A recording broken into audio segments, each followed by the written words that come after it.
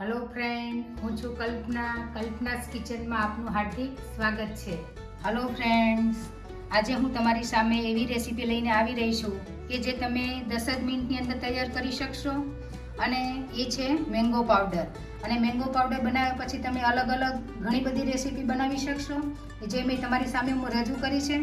તો તમે પૂરો વિડીયો જોજો અને એમાં કઈ કઈ રેસીપી બનાવી શકાય છે એ પણ હું અગાઉ વિડીયોમાં જણાવીશ।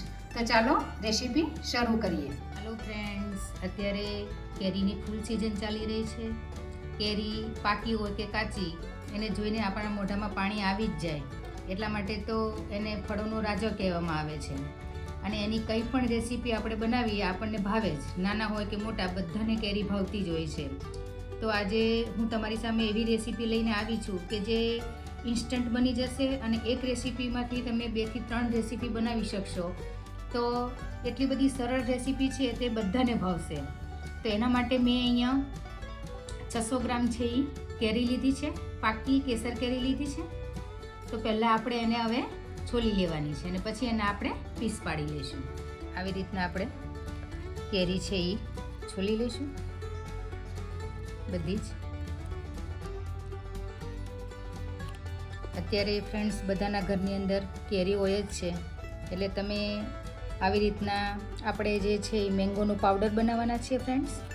અને તમે ઇન્સ્ટન્ટ આ પાવડરમાંથી ઘણી બધી વસ્તુ બનાવી શકશો, એ તમને આગળ હું બતાવીશ કેવી રીતના બનાવશો। અને આ ઇન્સ્ટન્ટ 10 જ મિનિટની અંદર તૈયાર થઈ જશે, ખાલી આપણે એને સૂકવવાનું જ છે। તો પહેલાં આપણે એને આવી રીતના છોલી અને બ્લેન્ડરની અંદર આપણે એને પીસી લેવાનું છે ફ્રેન્ડ્સ। જે આપણે કેરી છોલીને મેં રાખી હતી એનો મેં બ્લેન્ડરની અંદર પલ્પ કાઢી નાખ્યો છે। 600 ગ્રામ કેરી હતી અને પલ્પ છે એ 400 ગ્રામ જેટલું નીકળ્યું છે। આની અંદર આપણે છે 12 ચમચી રસોડાની, એટલે તમને આઈડિયા આવે કે કેટલી ચમચી છે। અને લીંબુ જોઈએ તો મીડિયમ સાઇઝના મેં 3 લીંબુનો રસ લીધો છે અને ચમચીથી ગણો તો 12 ચમચી એ લીંબુનો રસ આપણે આની અંદર એડ કરવાના છીએ। તો હું એડ કરી દઈશ। લીંબુનો રસ આપણે એટલા માટે ફ્રેન્ડ્સ એડ કરીએ છીએ, લીંબુનો રસ છે એક પ્રિઝર્વેટિવ તરીકે બી કામ કરશે અને જે આપણે જ્યુસ બનાવવાના છે કે આની બીજી રેસીપી બનાવવાના છે એનો ટેસ્ટ એકદમ મસ્ત આવશે ફ્રેન્ડ્સ। અને બીજું એ કે આ એક્સપેરિમેન્ટ છે મારો 3જો કે 4થો છે। આ પહેલાં મેં એક જે આ પલ્પ બનાવ્યો છે મેં 400 ગ્રામ, તો એની સામે મેં 400 ગ્રામ શુગર એડ કરીને બી બનાવેલો, તો બી જે રેસીપી બનવી જોઈએ એ બની નહોતી। હું બનાવી તો દે પણ જો સામે જોવાવાળા ઘણા બધા હતા, તો મને એવો વિચાર આવે કે જો સામેવાળા મને લાઈક પણ કરત કે પાવડર આનો સરસ થાય છે, પણ જો સામેવાળા ઘણા બધા જોવાવાળા છે અને જો રેસીપી ખરાબ થાય તો બધાની રેસીપી બગડે અને આ બાજુ હું બનાવું તો મારી એકની જ રેસીપી બગડે, એટલા માટે મેં વિડીયો શેર ન કર્યો। અને આ જે રેસીપી હું અત્યારે બતાવું છું એકદમ પરફેક્ટ રેશિયો છે અને આ રેશિયો તમે જોજો અને પરફેક્ટ આ જ માપથી બનાવશો તો તમારી રેસીપી પણ પહેલી જ વારમાં એકદમ પરફેક્ટ બનશે ફ્રેન્ડ્સ।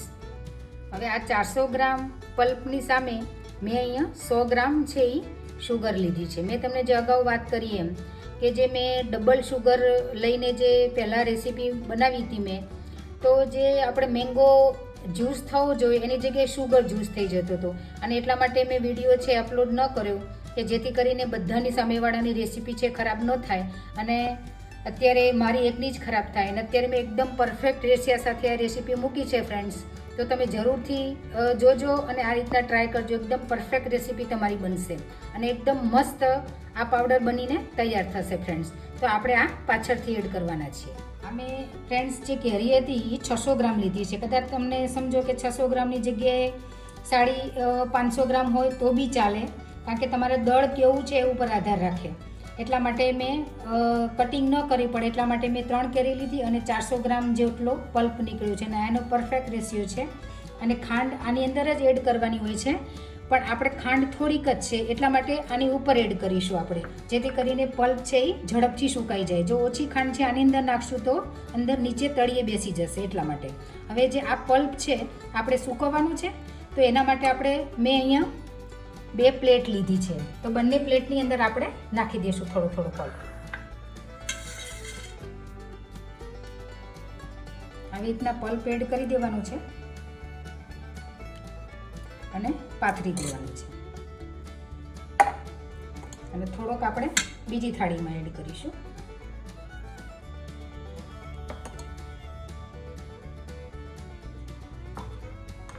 બંને થાળીમાં થોડો થોડો પલ્પ આપણે એડ કરી લેશું.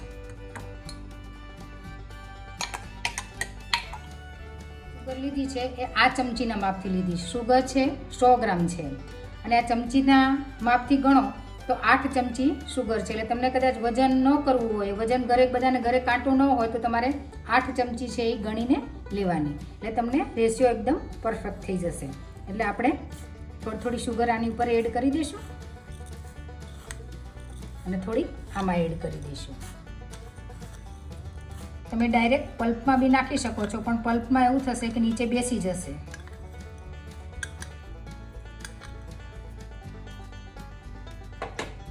હવે આને આપણે મિક્સ કરી દઈશું.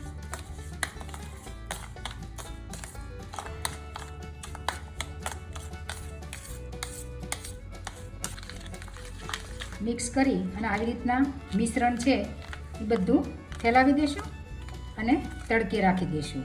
પહેલાં 2 દિવસ થઈ જશે એટલે આપણે મિશ્રણને થોડુંક ભેગું કરી દઈશું અને ત્યાર પછી એને સૂકવવા રાખશું. આ 2 પ્લેટ આપણે તૈયાર કરી દીધી છે. હવે એને આપણે તડકે રાખીશું. 2 દિવસ તડકે રાખશું અને પછી આપણે આગળની પ્રોસેસ કરીશું. ફ્રેન્ડ્સ, આપણે જે મેંગો પાવડર બનાવવા માટે જે પલ્પ રાખ્યો તો એને 2 દિવસ થઈ ગયા છે. તો આપણે એને આવી રીતના ઉખેડી લઈશું એટલે જલ્દી સુકાઈ જાય. આવી રીતના આપણે બધો પલ્પ છે ભેગો કરી લઈશું અને જ્યાં સુધી એકદમ ડ્રાય ન થઈ જાય ત્યાં સુધી આપણે એને તડકામાં રાખશું. જે કેરીને સૂકવી હતી ફ્રેન્ડ્સ, એને 3 દિવસ થઈ ગયા છે અને તમે જોઈ શકો છો કે થોડીક ડ્રાય થઈ ગઈ છે. અત્યારે આમ તો ભેજવાળું વાતાવરણ છે એટલે થોડી તકલીફ તો છે જ, પણ આપણે એને પીસી લઈશું. ડ્રાય થઈ ગઈ છે, તમે જોઈ શકો છો. આમ અવાજ એનો આવે છે. હવે એને આપણે પીસી લઈએ. આ પાવડર છે આપણે જે ક્રશ કર્યો છે એને આપણે ચાળી લઈશું એટલે જે મોટા પાર્ટિકલ્સ હોય એ બધા નીકળી જાય.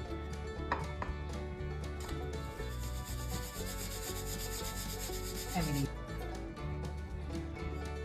ફ્રેન્ડ્સ, આપણે જે પાવડર ઓલો કેરી પીસી હતી એનો પાવડર છે એ રેડી થઈ ગયો છે, તમે જોઈ શકો છો. હવે આને આપણે એરટાઈટ બોટલની અંદર ભરી દઈશું અને બહાર પણ એવો ને એવો જ રહેશે અને તમે આની રેસીપી પણ બનાવી શકો છો. આપણે રેસીપી પણ બનાવીશું. પહેલાં એને આપણે એરટાઈટ બોટલની અંદર ભરી દઈશું અને સ્ટોર કરી દઈશું.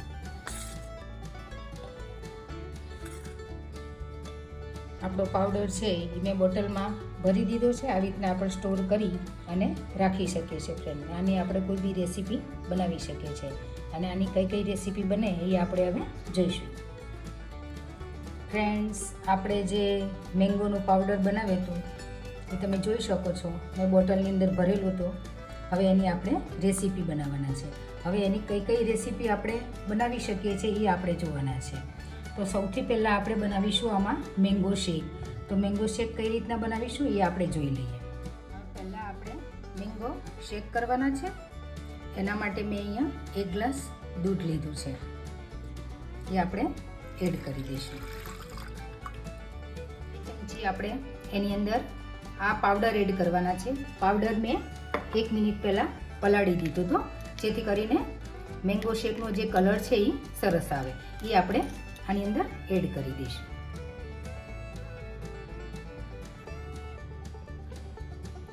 એક બે આપણે આઈસ ક્યુબ એડ કરીશું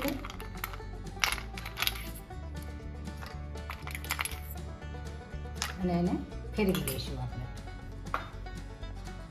આપણો જે મેંગો શેક છે એ રેડી થઈ ગયું છે. આપણે સર્વ કરી લઈશું. હવે આપણે બીજી રેસીપી બનાવવાના છે મેંગો લચ્છી. તેના માટે મેં અહીંયા અમૂલનું મોળું દહીં લીધું છે. તમે કોઈ બી દહીં લઈ શકો છો, ઘરનું બી લઈ શકો છો. અહીંયા મેં મોળું દહીં લીધું છે અમૂલનું. એ આપણે મિક્સર જારની અંદર એડ કરી દઈશું. અહીંયા પણ મેં જે મેંગો પાવડર હતો એ પલાળીને રાખ્યો છે. અહીંયા મેં 2.5 ચમચી લીધો છે. આ 2.5 ચમચી મેં આની અંદર એડ કરવાની છું. તમારે કેવડા ગ્લાસ છે એ પર પણ તમે એડ કરી શકો છો. મારે ગ્લાસ છે એ મોટા છે એટલે એ પ્રમાણે હું એડ કરું છું. આપણી મેંગો લચ્છી છે એ રેડી થઈ ગઈ છે. આપણે એને સર્વ કરી લઈશું.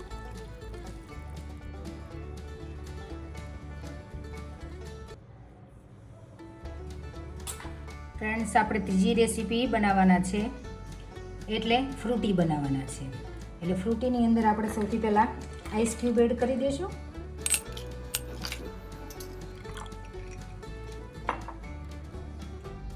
અને આ જે પાવડર છે એ આપણે 3 ચમચી એડ કરવાનું છે. તમારે ગ્લાસ કેવડા છે એ ઉપર તમે એડ કરી શકો છો.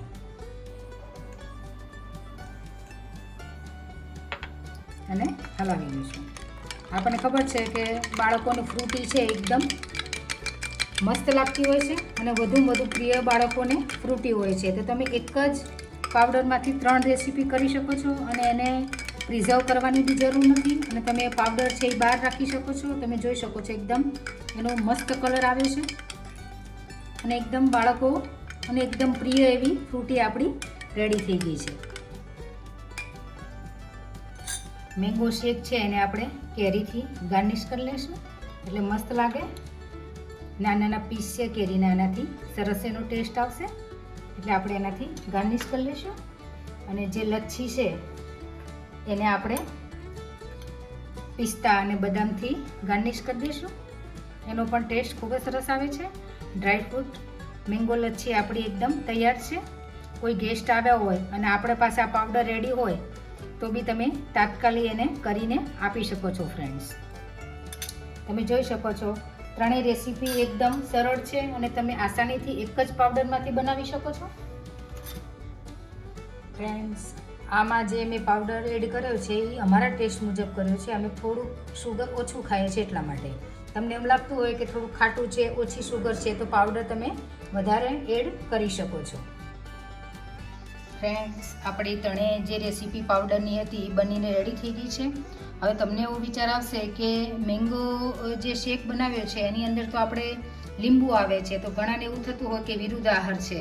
પણ હું તમને પરફેક્ટનો રેશિયો આપું કે 1 ચમચીની અંદર છે એ અડધો ml જ લીંબુનો રસ આવે છે. એટલે મેં 2 ચમચી આની અંદર જે પાવડર હતો એની અંદર તમે સમજો કે 1 જ ml છે એ લીંબુનો રસ આવે છે. એટલે જો સમજો કે ન ફાવતું હોય ને વિરુદ્ધ આહાર લાગતો હોય તો તમે જ્યારે મેંગો પલ્પને સૂકવો છો તો એની અંદર લીંબુ છે એ એડ ન કરવું. બાકી બનાવવાની રીત તો સેમ આ જ રહેશે. અને આ પરફેક્ટ એનો રેશિયો છે ને આ રીતના બનાવશો તો એ સુગર પણ તમારે એડ નહીં કરવી પડે અને બીજું કંઈ પણ એડ નહીં કરવું પડે. અને તમે જો એકલો પાવડર બનાવશો મેંગોનો તો તમે શ્રીખંડની અંદર પણ એડ કરી શકશો. અને આ પરફેક્ટ એકદમ રેશિયો છે. અમે તમને અગાઉ વાત કરી એમ કે મારી આ 2 થી 3 એક્સપેરિમેન્ટ પછી પણ મેં આ રેસીપી મૂકી છે. એટલે એકદમ પરફેક્ટ છે.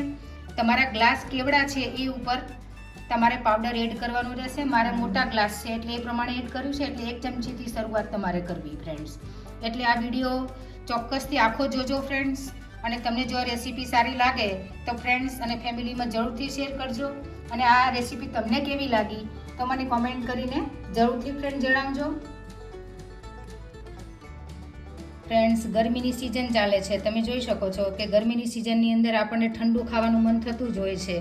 પણ શું બનાવવું, અને બાળકોનું વેકેશન ચાલે છે એટલે તમે એક જ પાવડરમાંથી ઘણી બધી રેસીપી બનાવી શકો છો. તમે જોઈ શકો છો મેં 1માંથી 3 રેસીપી બનાવી છે અને બાળકોને તમે આપી શકો છો. ઘરના કોઈ બી વ્યક્તિને આપી શકો છો. ઇવન ગેસ્ટ આવે તો પણ તમે આપી શકો છો. અને આ બનાવીને આપશો તો ઇવન ગેસ્ટ પણ પૂછશે કે આ તમે કેવી રીતના બનાવ્યું. અને એકદમ મસ્ત રેસીપી બને છે. આ વખત હું પણ બહુ જ ખુશ છું કે આ 3 એક્સપેરિમેન્ટ પછી પણ આ રેસીપી હું તમારી સામે લઈને આવી રહી છું. એટલે અમારા બાળકોને બી મેં ટેસ્ટ કરાવ્યું, એ પણ બહુ જ ખુશ હતા કે મમ્મી બહુ જ સરસ રેસીપી છે. તો તમે પણ ટ્રાય કરજો, તમારા બાળકોને આપજો, બહુ જ ખુશ થઈ જશે. તો આ ઉનાળામાં તમે બી ટ્રાય કરો. કેરીની સિઝન ચાલુ છે એટલે બધાને બહુ જ ગમશે ફ્રેન્ડ્સ.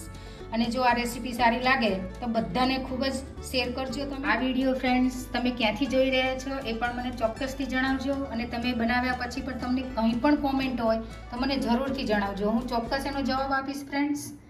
તો મળીએ આવા જ ચટપટા વિડીયો સાથે. તો બધા જ ફ્રેન્ડને જય શ્રી કૃષ્ણ, આવજો. હાલો ફ્રેન્ડ્સ, મારી રેસીપી જો તમને સારી લાગે તો મારી ચેનલને લાઈક, શેર અને સબસ્ક્રાઈબ કરવાનું ભૂલતા નહીં. Thank you.